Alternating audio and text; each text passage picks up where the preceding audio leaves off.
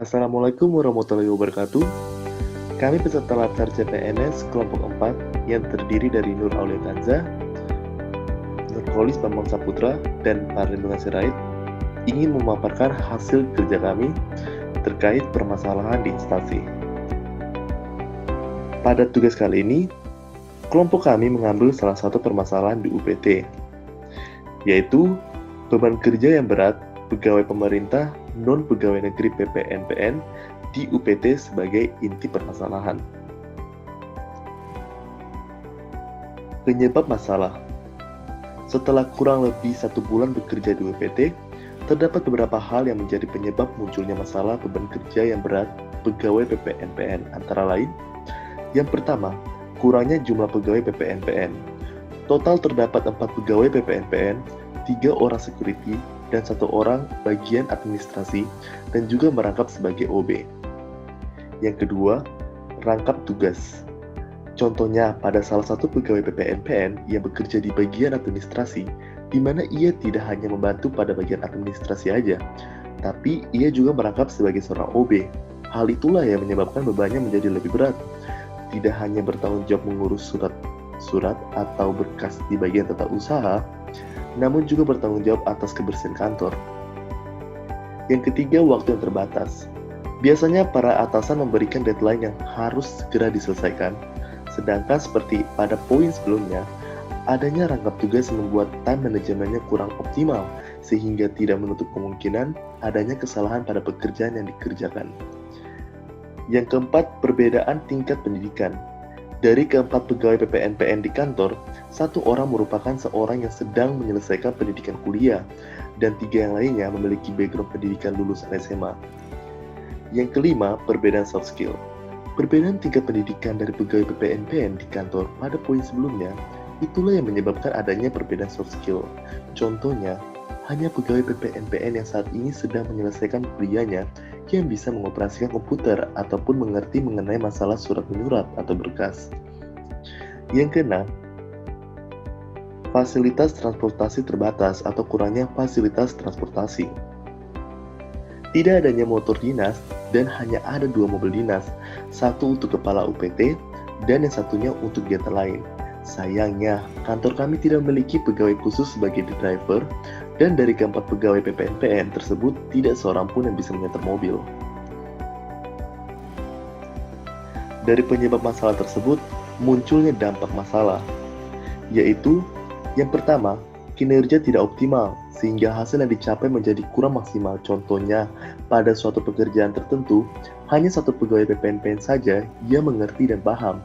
Sedangkan apabila pekerjaan itu deadline-nya mendesak, maka dia tidak bisa mengerjakan secara optimal, karena ia juga harus mengurus pekerjaan yang lain, sehingga hasil yang dicapai juga kurang maksimal.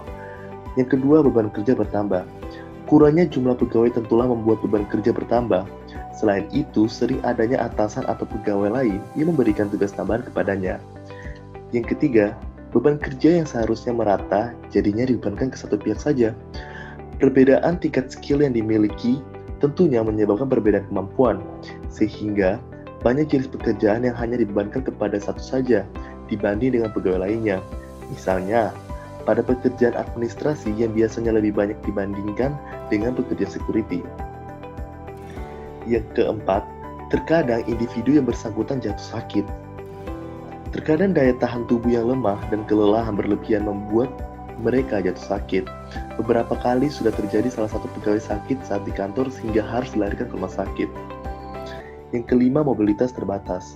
Terkait dengan tidak adanya motor dinas dan juga tidak seorang pun bisa menyetir mobil, membuat mobilitas terbatas karena terkadang ada pekerjaan yang mengharuskan kita pergi untuk keluar kantor, seperti mengantar surat ke kantor lain ataupun ke bank.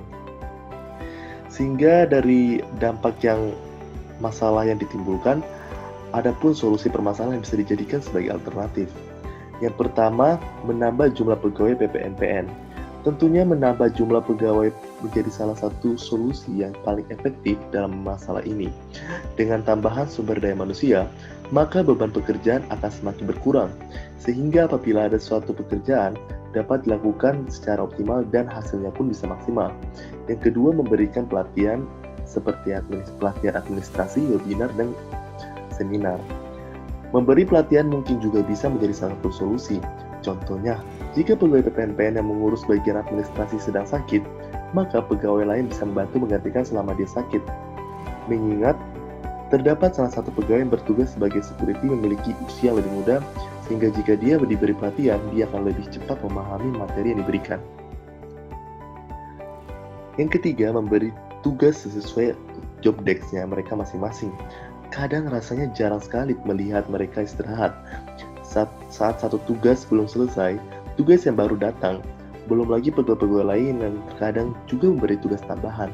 Oleh karena itu, baiknya ada keringanan beban pekerjaan, tapi masih berfokus pada job desk mereka, dan tidak membebankan pekerjaan luar job desk mereka.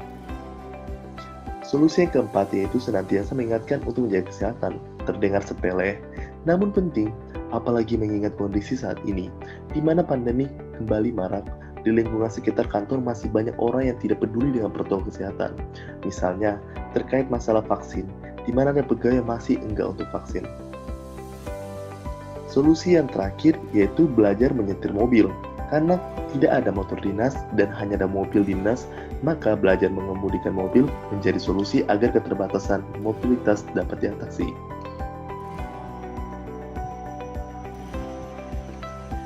Dari masalah ini berpengaruh juga terhadap komitmen mutu dari suatu organisasi.